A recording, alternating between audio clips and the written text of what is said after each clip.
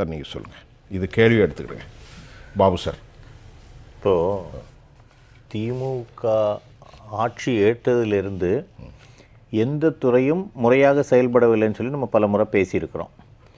தமிழ்நாட்டில் மாநகராட்சிகள் இருக்கக்கூடிய மேயர்கள் எல்லாமே இவர்களுடைய திமுகவை சேர்ந்தவர்கள் வந்துட்டு ஏற்கனவே கடந்த ஜூலை மாதம், அதாவது 24 திருநெல்வேலியிலையும் இதே மாதிரி நிகழ்வு நடந்தது. சரி, அப்போது ஊழலற்ற ஆட்சி அப்படிங்கிறது வந்து திமுகவில் இல்லவே இல்லை. எந்த துறையை எடுத்தாலும் ஊழல். இப்போ நீங்கள் ஒரு பெரிய ஒரு லிஸ்ட்டு வாசிச்சிங்க, இத்தனை அமைச்சர்கள்னு சொல்லிட்டு 14 பேர் இருக்காங்க. ஆமாம், 33% ஐயா. ஆமாம், இதில் ஒரு இடஒதுக்கீடு மாதிரி தெரியுது, இதில் ஒரு இடஒதுக்கீடு மாதிரி தெரியுது. இதில் கரெக்ட்.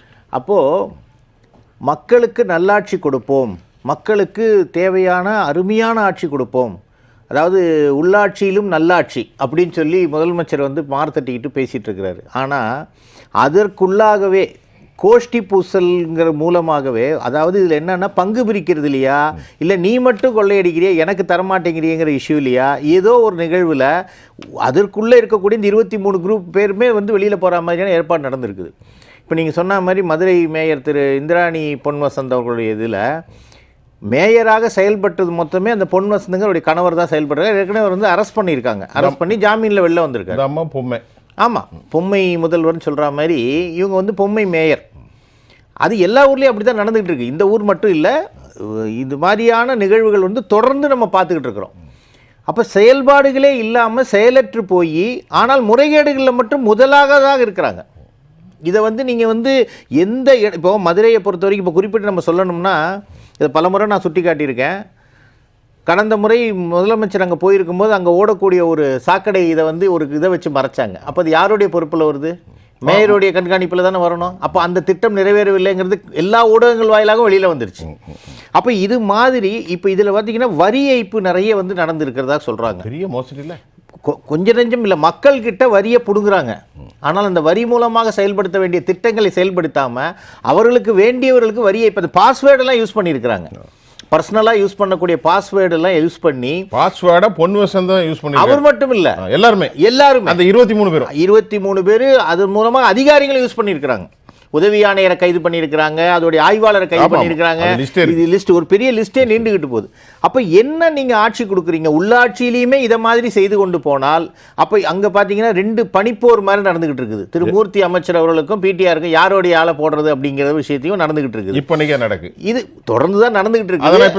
ஆமாம், தலைப்பிலையும் நீங்கள் சொல்லிட்டீங்க, குச்சி காட்டிட்டீங்க. இப்போ என்ன ஒரு பிரச்சனைன்னா, இந்த அம்மா போயிட்டாங்க, 17ஆம் தேதி வேற ஆளை தேர்ந்தெடுக்க போகிறாங்க.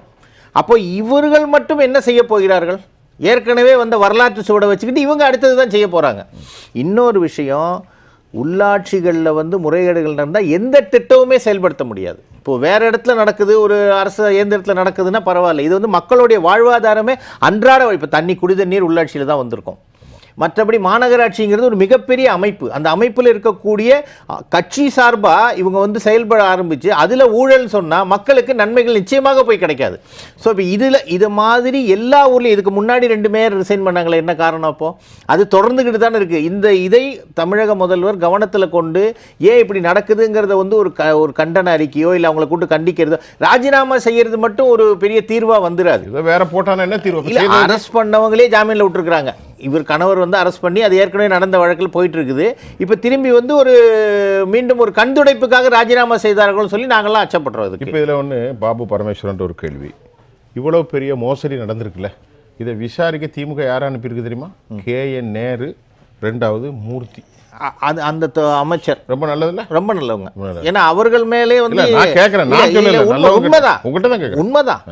அதான் அதை துறை ரீதியான நடவடிக்கை எடுக்கிறது கிடையாது. அமைச்சர் போய் இப்போ ஏற்கனவே மூர்த்தி அவர் மகள் கல்யாணம் பண்ணும்போதே அங்கே ஒரு இஷ்யூ நடந்துச்சு. இவ்வளவு செலவு பண்ணி எப்படி மூர்த்தி பண்ணார் பதிவுத்துறையில்னு சொல்லி கேட்டாங்க. அப்போது ஊழலுக்கு ஊற்று கண்ணாக இருக்கக்கூடிய இலாக்காக்களில் அப்போ இந்த மாதிரியான துறை ரீதியான விசாரணை நடந்தால் எப்படி நியாயம் கிடைக்கும்? மக்களுக்கு எப்படி உண்மை வெளியில் வரும்? பார்ப்போம், பேசுவோம். பாபு பரமேஸ்வரன் இல்லை, நண்பர் ஒரு ராதாகிருஷ்ணன் சொன்ன மாதிரி என்ன சொன்னார்? இவ்வளவு டீட்டெயில்ஸு அறப்போர் இயக்கத்திலே இருக்குது. குறுக்கிடாமல் 10 நிமிஷம் பேசினார். இப்போது இவ்வளவு டீட்டெயில்ஸையும் இவங்க அரசாங்கத்திலையும் கொடுக்குறாங்க, நீதிமன்றங்களில் வழக்கு தொடுக்கிறாங்க. என்ன இவங்க நடவடிக்கை எடுத்திருக்காங்க? இது வரைக்கும் எடுக்கலை. இப்போ அவர் சொன்ன மாதிரி இந்த உடுமலைப்பேட்டை விஷயம் வந்து நம்ம பொதுவாகவே சொல்லுவோம், திமுக ஆட்சின்னா அது குடும்ப ஆட்சி. அதை வந்து அந்த அரசு துறை அதிகாரியும் ப்ரூவ் பண்ணியிருக்காரு. அவர் மனைவி பேரில் 60 லட்சம் ரூபா சாங்ஷன் பண்ணி வச்சிருக்காரு. அருமையான தலைவர், அருமையான, அதாவது குடும்ப ஆட்சி தான் நடக்குதுங்கிறதுக்கு இது கீழ்மட்டத்திலேருந்து மேல்மட்டம் வரைக்கும் அப்படி தான் இருக்குங்கிறத வந்து இது ப்ரூவ் ஆகிருக்குது.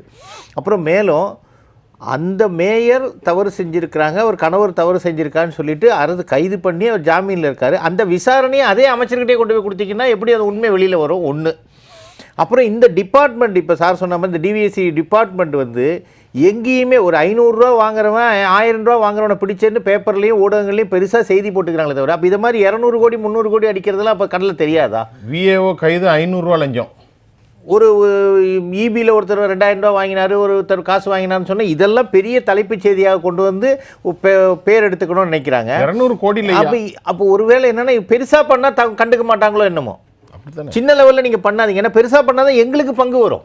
நீங்கள் சின்ன லெவலில் பண்ணிங்கன்னா அதில் நாங்கள் பங்கு கேட்க முடியாது இல்லையா? அந்த கண்ணோட்டத்தில் போயிட்டு இருக்குது. இப்போ இந்த உள்ளாட்சி தேர்தல் இப்போ ஏற்கனவே மக்கள் வந்து யாருக்கிட்ட முறையிடுறதுன்னு தெரியாமல் ஏற்கனவே நம்ம முதலமைச்சர் எதிர்க்கட்சி தலைவராக இருக்கும்போது அவர்கிட்ட மனு கொடுத்தாங்க. இப்போ ஒரு வார்டு கவுன்சிலர்கிட்ட, மெம்பர்கிட்ட, பிரசிடெண்ட்டுக்கிட்ட கொண்டு போய் கொடுத்து, ஐயா என் தெருவில் இந்த பிரச்சனை இருக்குது, என்னுடைய வீட்டுக்கு இந்த பிரச்சனை இருக்குது அப்படின்னு சொல்லி கேட்கணும்னா இன்றைக்கி யார்கிட்ட போய் கேட்பாங்க? இப்போ 5 மாதங்கள் 6 மாதங்கள் இவங்களை வந்து பதவி விலக்கணும்னு சொன்னால் பார்த்தீங்கன்னா கிரேஸ் பீரியடா? நீங்கள் வந்து எல்லாத்தையும் கணக்கெல்லாம் சரி பண்ணிவிட்டு நீங்கள் ராஜினாமா பண்ணுங்கன்னா உடனே நடவடிக்கை எடுத்தால் தானே அவங்களுக்கு ஒரு மக்களுக்கு ஒரு நம்பிக்கை வரும். அதை விட்டுட்டு 6 மாதம் கிரேஸ் டைம் கொடுத்தா? நல்ல ஒரு கேள்வி கேட்டிய, ஒரு பதிலை சொல்கிறேன். ராதாகிருஷ்ணன் இருக்கார். ராதாகிருஷ்ணன் டிஎம்கேனுடைய திரவியம் எம்பி, அவருடைய அசிஸ்டண்ட் இசக்கி 89 கோடியை 13 கோடி ஆக்கி இவர் கேட்டார்ல, கொஞ்சம் கொஞ்சமாக இன்ஸ்டால்மெண்ட் பேஸில் கொடுத்தீங்கல்ல, இன்ஸ்டால்மெண்ட் பேஸில் கிரேஸ் பீரியடான்னு கேட்குறாரு. சொல்லுங்கள். உண்மைதானே, கிரேஸ் பீரியடு தானே அது. அப்புறம் தொடர்ந்து ஊழல் குற்றச்சாட்டுகள் வந்துக்கிட்டு இருக்குது. ஒரு அமைச்சர் ஊழல் குற்றச்சாட்டு பட்டு இதில் இருக்கார், சிறையில் இருக்கும்போது அவருக்கு மீண்டும் அந்த அமைச்சர் பொறுப்பு, அதாவது இலாக்கா இல்லாத அமைச்சராக வச்சுருக்கீங்க. வந்த உடனே அதே துறையை அவர்கிட்ட கையில் கொடுக்குறீங்க. சம்பளம் வர போகுது. ஆமாம், மக்களுடைய வரிப்பணம். உங்களுக்கு சம்பளம் கொடுக்க வேலையே இல்லாமல் ஒரு அமைச்சர் இருக்காரு, துறை இல்லாத ஒரு அமைச்சர் இருக்காரு, அவருக்கு சம்பளமும் கொடுக்குறீங்க. 471 நாள் சம்பளம் போகுது. அது ஒரு கின்னஸ் ரெக்கார்டாக போயிடும். இனிமேல் இனி அதை பற்றியே எல்லாரும் பேசிகிட்டு இருக்காங்க. 1.5 வருஷமா, 1 வருஷம் தாண்டிடுச்சு. அப்போது ஊழல் அப்படிங்கிற ஒரு லிஸ்ட்டில் இருக்கக்கூடிய அமைச்சர்களுக்கு நீங்கள் முதல்ல அமைச்சர்லேருந்து அந்த விஷயத்தை ப்ரூவ் பண்ணிட்டு வாங்க, நான் குற்றமற்றவன் நிரூபிச்சுட்டு வாங்க. அப்போ திமுகவில் வந்து அதெல்லாம் நாங்கள் செய்ய மாட்டோம், எங்களுடைய மக்கள் ஊழல் செய்யறதுக்குனே தான் பொறுப்புக்கு வர்றாங்க. மக்கள்கிட்ட கெஞ்சி கூத்தாடி ஏதோ ஒரு பொய் சொல்லி 520 வாக்குறுதிகளை கொடுத்து செஞ்சுட்டு இப்போ வந்துட்டு உங்களுடன் ஸ்டாலின், நலமுடன் ஸ்டாலின், மக்களுடன் ஸ்டாலின். அப்போ இது வரைக்கும் இல்லை. 4.5 வருஷம் 4.25 வருஷம் கழிச்சதுக்கப்புறம் மக்கள்கிட்ட போய் திரும்பி மீண்டும் நாடகம் ஆடுகிறீர்கள். இது அதுக்குண்டான ஒவ்வொரு தரவுகளும் வெளியில் வந்துகிட்டு இருக்கு, ஊடகங்கள் வெளியில் கொண்டு வந்துட்டு இருக்கிறாங்க. ஊடகம் அப்படி உண்மையை பேசினாங்கன்னா ஊடகத்தை உடனே முடக்கிடுவாங்க, அதுவும் நடந்துகிட்டு இருக்குது. அப்புறம் இந்த இப்போ 200 கோடின்னா ஒரு மாநகராட்சியில் இது நம்ம இப்போ வந்திருக்க விஷயம், வெளியில் வந்திருக்கக்கூடிய ஒரு விஷயம், அது அவங்களுக்குள்ள ஒரு கலாட்டா நடந்ததுனால, இல்லைன்னா அதுவும் வந்திருக்காது. இப்போ சில மாநகராட்சியில் எங்களுக்கு செய்தி வருது, எல்லா இதுவுமே சேர்ந்து ஊழல் பண்ணிட்டு இருக்காங்கன்னு சொல்லி பல ஊர்கள்லேருந்து ரிப்போர்ட்ஸ் வருது. இதை கொண்டு போய் யாருக்கிட்ட நம்ம இந்த புகாரை கொடுக்கறது? புகார் கொடுக்குற அதிகாரியும் ஊழல் போரோடு சேர்ந்து இருக்காரு. இப்போ இந்த மதுரை இடத்துக்கு எத்தனை பேர் அரெஸ்ட் பண்ணியிருக்கிறாங்க, எத்தனை பேர் ஊழல் குற்றச்சாட்டில் உதவி ஆணையரே அதில் வந்திருக்கிறாரு, ஆய்வாளர் வந்திருக்காரு. அப்போ யாருக்கிட்ட இது சம்பந்தமாக நம்ம புகார் கொடுக்கறது? யார்கிட்ட கொடுக்கறது?